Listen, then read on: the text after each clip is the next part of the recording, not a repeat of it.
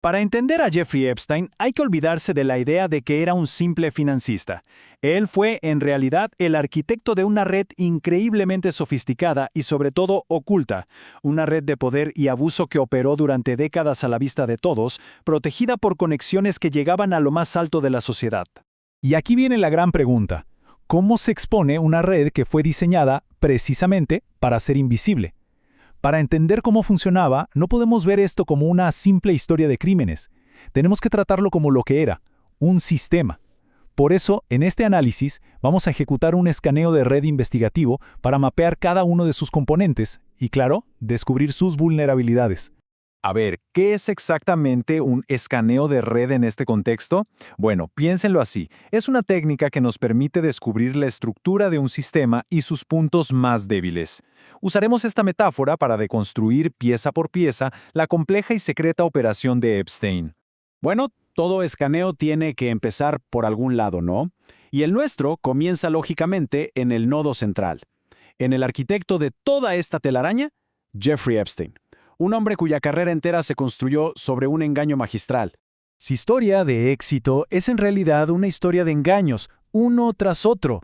Fíjense, sin tener siquiera un título universitario, mintió para ser profesor en la prestigiosísima Dalton School. ¿Para qué? Para codearse con los hijos de la élite de Wall Street.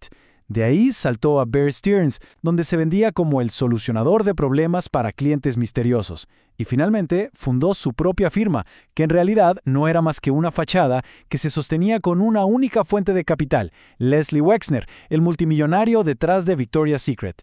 Y aquí está la clave para entenderlo todo, la gran mentira versus la cruda realidad. El mito era que Epstein era una especie de genio financiero que manejaba el dinero de docenas de multimillonarios.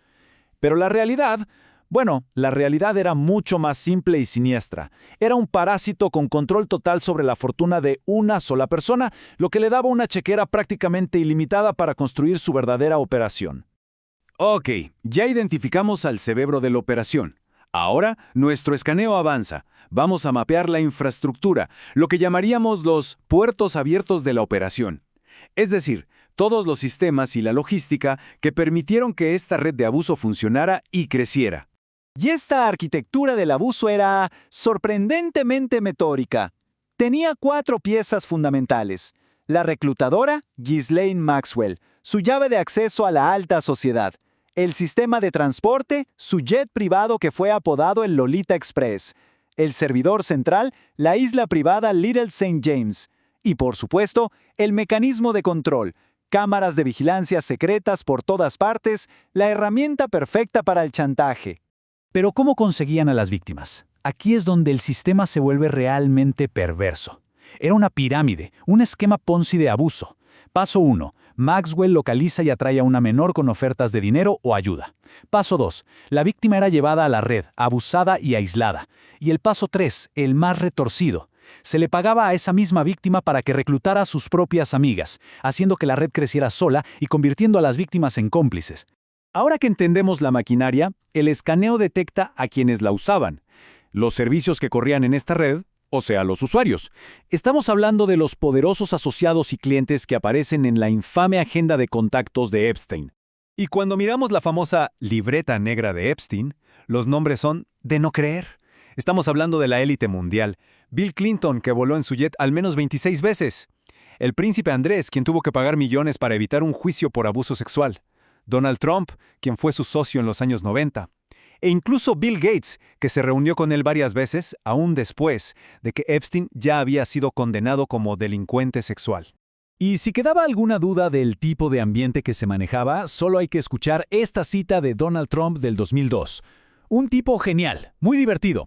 Incluso se dice que le gustan las mujeres hermosas tanto como a mí, y muchas de ellas son del lado más joven. Las palabras, la verdad, hablan por sí solas. Llegamos a la parte final de nuestro análisis, el informe de vulnerabilidades. Aquí vamos a examinar las fallas del sistema, por qué la red colapsó finalmente, y sobre todo las preguntas importantísimas que a día de hoy siguen sin respuesta. Y la primera gran vulnerabilidad, la que permitió que todo siguiera por años, tiene un nombre: el Sweetheart Deal de 2008. Un acuerdo secreto negociado por el fiscal Alexander Acosta que le dio a Epstein y a todos sus posibles cómplices inmunidad federal. Básicamente, una puerta trasera para que escaparan de la justicia.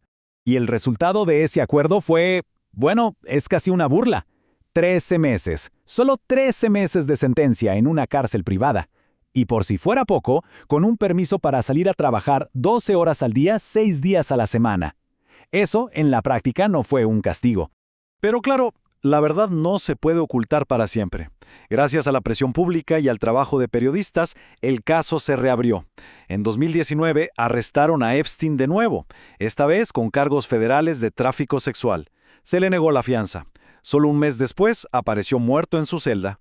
Años más tarde, en 2021, su socia, Ghislaine Maxwell, fue finalmente condenada a 20 años de prisión.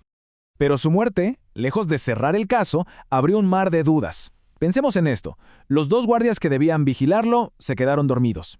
2 cámaras de seguridad justo afuera de su celda fallaron. Lo habían sacado del protocolo de vigilancia antisuicidio solo unos días antes, y la autopsia encontró fracturas en un hueso del cuello que son más comunes en estrangulamiento que en ahorcamiento. Y todas estas coincidencias han generado lo que es lógico, una desconfianza masiva. Según las encuestas, casi la mitad de los estadounidenses no creen la versión oficial del suicidio, creen que fue asesinado. Esto nos habla de una ruptura total de la confianza en el sistema. Y esto nos lleva al dato más demoledor de todos, el que realmente define el legado de este caso. Hasta el día de hoy, ni uno solo de los poderosos clientes o invitados de Epstein ha enfrentado cargos criminales. Los usuarios de la red siguen intactos, lo que sugiere que las fallas del sistema que los protegieron siguen ahí. Así que la pregunta final no es sobre Epstein. Él ya no está, y Maxwell está en prisión. La verdadera pregunta es, ¿la red realmente ha desaparecido? ¿O será que el sistema de poder y complicidad que permitió que todo esto pasara siga operando, intacto, en las sombras?